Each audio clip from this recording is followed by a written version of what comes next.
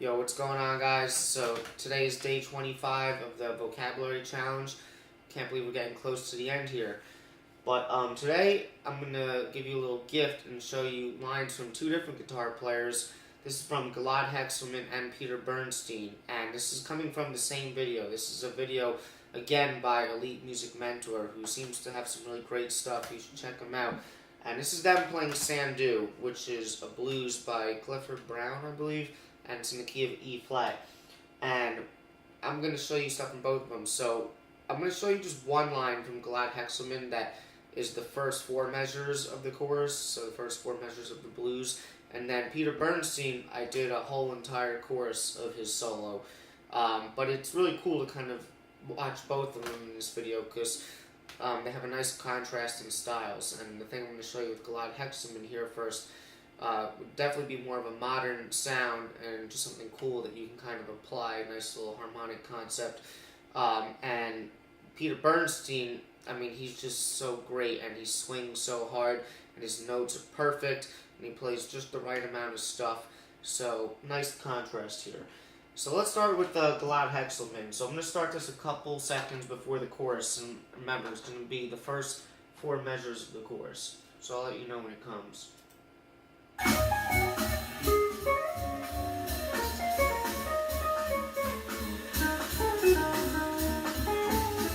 Okay, right now.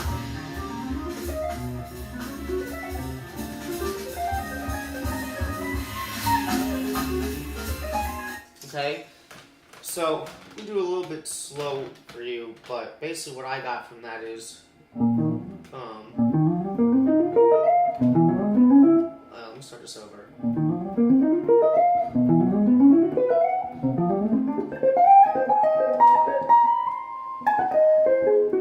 Something like that. Okay, this is one, I mean, I've just learned these today. It's a little tricky, but you practice it a little bit, you should get it into your playing. So, basically, what I'm taking from this line is he's just doing a really cool hip use of, basically, I'm kind of seeing this as chromatic pentatonics. Okay, but there's different ways that you can kind of analyze the notes that are all kind of like the same thing. So he's taking, for the main part of the line, just the same sort of figure or shape and just moving it up chromatically in whole steps. And it seems to work over the blues. So again, it's starting on the 1 at the top of the chorus, which is E flat 7. What he's playing is this. Okay?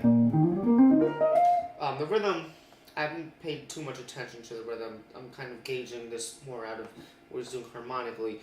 But basically what I have, so I can kind of see this as either an E flat major pentatonic, which would relate to an E flat 7, obviously, or a C minor pentatonic, which a lot of times when people think pentatonics, like, you might know that C minor pentatonic is the same as E flat major pentatonic, but I always think of the pentatonic as its minor version, so I kind of see it to me more as like C minor, but it also kind of looks like a E major, like add 9 shape. It's starting on the 5th, but once we go here, it's like root, 2nd, 3rd, 5th. So what's he doing? From here, I'm thinking C minor pentatonic. You just have to know the different shapes. Okay, but from this note, again, once we're in this position, you can kind of see that classic C minor pentatonic shape. But once we're in that position, okay, then he's going up a 4th, then another 4th, and then up a 2nd. But that's all still C minor pentatonic. So that's the basic shape. Okay, and that one should be pretty clear in terms of why that fits over E flat 7. Okay, now next measure, he's just moving it up a half step. Okay, and we have to see how this kind of relates to the 4 chord, because that's what they play in measure 2, the A flat 7. You could also, I mean, again, you can kind of simplify your thinking in the blues to just E flat for the first 4 measures if you want, but for now I'm going to analyze it as if we're thinking of how it relates to E flat or A flat 7. Okay, so basically, if the last shape was more of like a C minor pentatonic, I'm kind of thinking this is like a D flat or a C sharp minor pentatonic. Okay, or E major pentatonic. Okay, now if you think of it as E major, if you had to give some justification to this. I mean, considering that we were just in E flat, it's almost like you're just kind of moving up a half step, and then like measure 3 would resolve back to E flat. So it can just almost be like a substitution for the A flat 7, which is exactly what it is, but I'm just trying to show you different ways of thinking about it. But if you wanted to kind of see how the notes relate to the original 4 chord, A flat 7, you can just sort of analyze those notes over the root note A flat. So I'm going to think C sharp minor pentatonic, okay, over A flat. It gives you the 11, the sharp 5, the 7, the root, and the sharp 9. So it gives you some altered tones, gives you the flat 7, gives you the root. So again, I say this in a lot of my videos, but it's an important concept to understand. Sometimes in terms of creating certain colors or sounds with your note choices, it's not always about what notes you play, but what notes you're leaving out. So to me, it's a specific flavor here because it's got some interesting notes in it, but it also doesn't have some other notes, like say the 3rd, for example, which is usually an important note. So that's how I'm kind of seeing that one is relating to the 4 chord in measure 2. Okay? Then measure 3, I mean, it would go back to the 1 chord, and he moves it up another whole step. So, okay? Now this one, this one is kind of hard for me to justify how it would work, because now you're thinking D minor pentatonic. I mean, again, if we thought E, because the chord would be like an E flat 7, it's kind of hard to see how a D minor pentatonic would work over it, because it'd almost be as if like the E flat was like a Lydian, or you know what I mean, and then that would be like the Phrygian pentatonic. Or like if you think of it as instead of D minor pentatonic, if it was F major pentatonic, which is the same thing.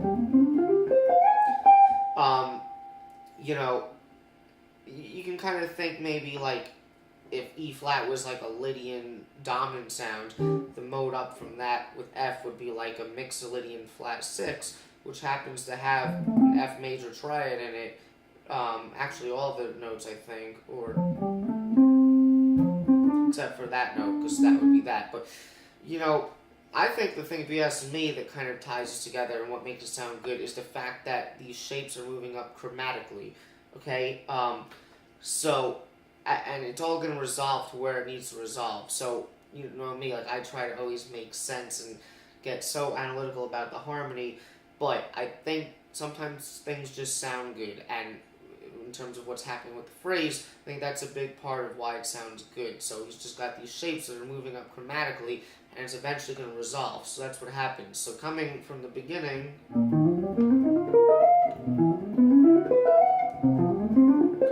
okay, then from here he kind of does like an almost like rock solo type thing. I mean, that's how I see it, where he's like, and he's just kind of playing around with that shape. I mean, those all kind of relate to the chord, and he's just kind of taking the top note and moving it up. And then finally approaching the 4 chord in measure 5 with that note, which is the 3rd of A flat 7. And from there he just goes on,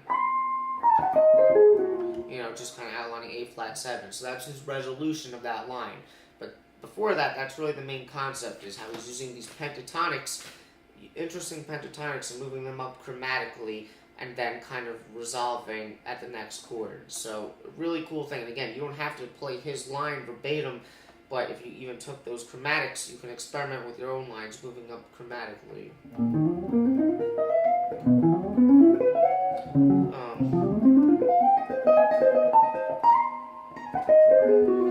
So I'm going to have to practice one a little bit myself, but definitely a cool little thing that you can take. Okay, so now let me show you the Peter Bernstein chorus, okay? Here's the 2nd chorus of his solo, so I'll let it play out a little bit, and I'll tell you when it starts. Okay, right now.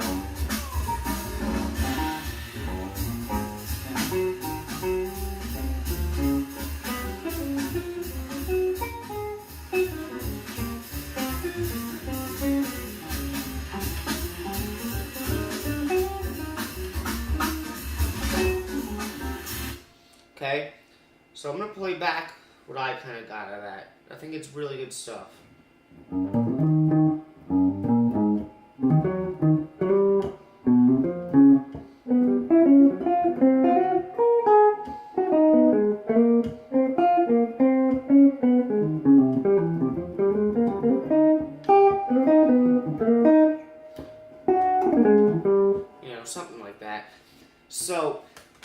with the Gilad Hekselman line, which is obviously more of like a modern type idea, that has a very clear, like almost harmonic concept that you can steal and make your own lines with. Now, he's got some cool harmonic things happening here, Peter Bernstein, but to me, the thing that's great about his solo, or at least his chorus, I mean, you can say the whole solo, but like, first of all, I mean, his time feel is so good. He's just swinging so hard, and his note choices in terms of how they relate to the chords are perfect. Okay, like if you really look at these lines and these notes, they voice lead perfectly, and he's not like, again, I don't know how to say this because I love Gilad Hekselman and a lot of players just like him. I love all that modern stuff. Don't get me wrong, but like when you hear a good classic sounding guitar player like Peter Bernstein, who is just so like sophisticated with his note choices, and the, like I always say, the harmony is correct and the timing is impeccable, you know, it almost, I don't know, I'm kind of rambling here, you know, basically there's nothing wrong with that cool hip modern stuff. I mean, I've even showed you some stuff like that in other videos too, but when someone is really swinging like this and their outline changes perfectly, there's no substitute for that. And I think even all the great modern guitar players know that as well.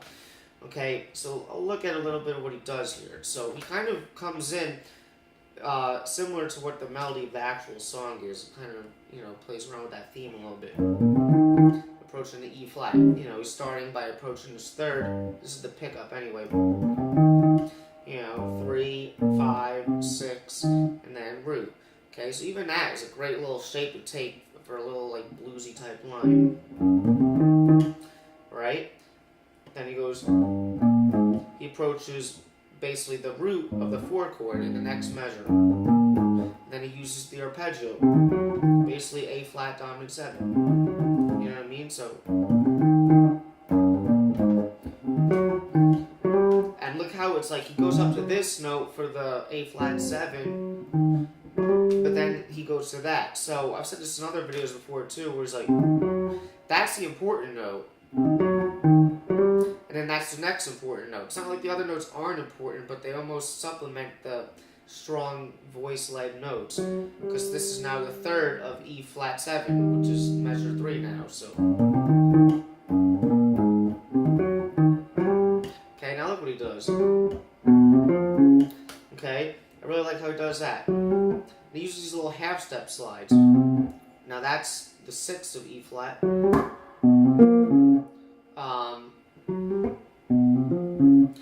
Now that's kind of going into this, which, I mean, if you think of almost like a 2-5 going into A flat 7, that would be like the third of B flat 7. But it's also just a flat 7 of E flat. So now I like this line here. And then he approaches that. Now this is really cool, because if you look at these collections of notes, he starts in the sharp 5 of E flat 7, the third, then he goes up to the flat 9, and those are 2 different alter notes, and you know, you can use them in any combination you want, but sometimes you're used to seeing certain alter notes in specific combinations, like the 13 and the flat 9, for example. 13 isn't an alter note, but it's still a common combination. So the fact that he has a sharp 5 here, and then a flat 9 there in relationship to E flat, that to me is kind of interesting. And then he goes, you know, flat 9, 7, and then to this, which I guess you can think of as the sharp 9. But it's almost like a contrary motion thing happening with the voice lead, because look what he does. He starts on, like, he goes down to this note, but then goes down to that, so it's like it lowers, and then he was up at this note, but then what he lands on is that, so it's like, it's kind of like that type of contrary motion thing is happening voice lead wise. And this note, it's very quiet when he plays it. I'm pretty sure that's the note he's playing it, but it's almost like used to accentuate the next note that it's going into. So, you know, from the beginning.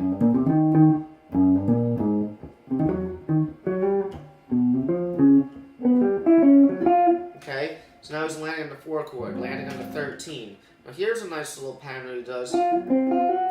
Okay, where that's just really cool, because you can kind of see that typical A flat 7 13 shape with those 3 notes.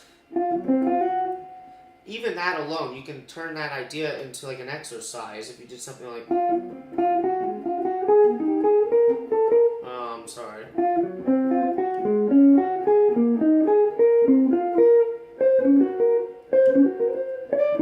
You know, just taking that shape and moving it up a scale.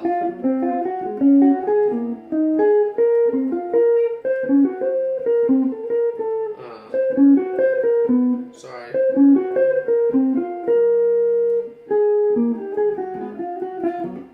You know, you get the idea. So it's a matter of finding these little fragments and being able to turn them into exercise so that you can be more fluent with them.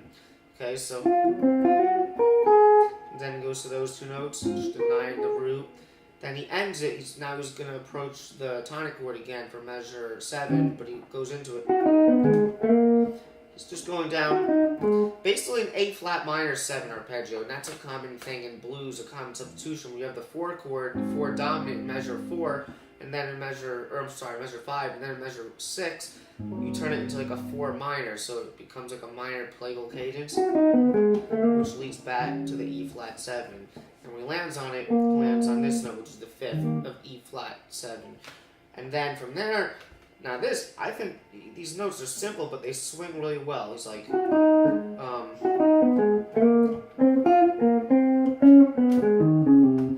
okay, and if you look what those notes are harmonically, I mean, you got the 13, the 9, the 5th, the 13 again, but then he does this.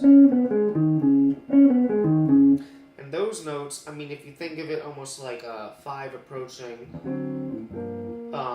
a C7 approaching the 2 chord, that would be like the flat 9. That would be a major 7, but it works because of the phrase. That would be like a sharp 5, sharp 9, flat 9. So I'm kind of thinking of those notes as relating to like the 5 of the 2 that you're approaching, which is F minor. So that part again. Okay. Now this part, now you have the 2-5-1, F minor for measure the B flat 7 leading to the tonic. Goes.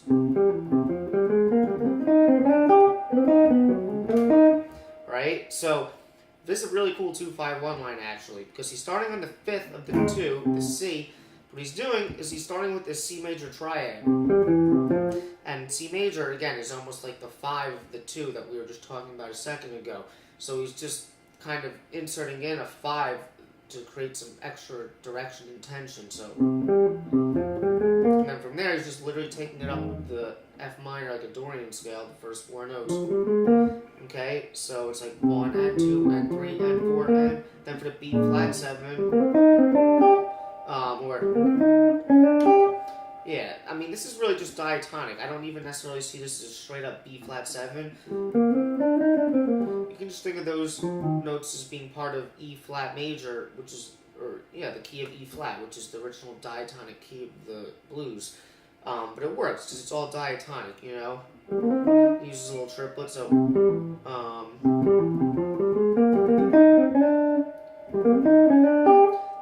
little enclosure type thing. And that would be like the 13, and then he approaches the root of the tonic. And then what he does here is he kind of uses, basically, I guess I see that as like a B major triad.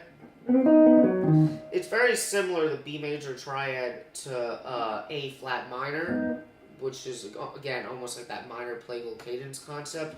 But they both work if we're thinking of ways to kind of lead into a tonic chord. Like if we think of E flat is our resolution, you can lead into it from a triad, a major triad that is down a major third, which in this case would be B. You know, very common thing. Or again, instead of B major, you can think A flat minor. You know, but I think of this one as B flat major because I think he goes, those notes to me are straight up first inversion of a B major triad. So basically,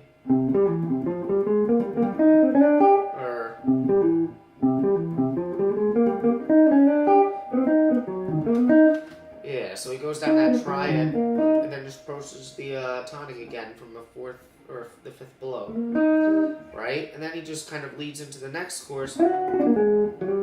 very typical, nice sounding thing. If you think B flat altered, sharp 5, then there's your major third, root, and then 7 for B flat 7. And leads nicely to the third of the E flat for the next chorus. So that was a lot there, and I kind of rambled off the cuff there, so hopefully you were able to follow along with that. Maybe I'll try playing it with him before we cut this off. So let's see.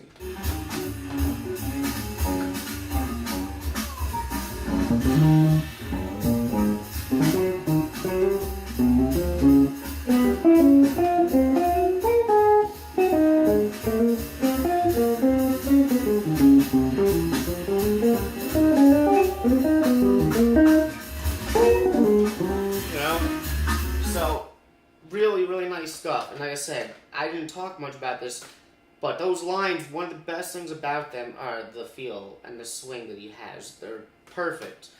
And I think that is where he's generating a lot of this from, because, I wouldn't really know exactly what he was thinking as he's playing unless you asked him, but I'd be willing to bet that he was hardly thinking at all about a lot of the stuff that I was talking about, because it's so internalized in his head. And you can kind of tell, because, this is the way I feel when I'm playing at my best. Everything, a lot of times, stems from my time feel. If my time feel is good, then everything else fills itself in automatically.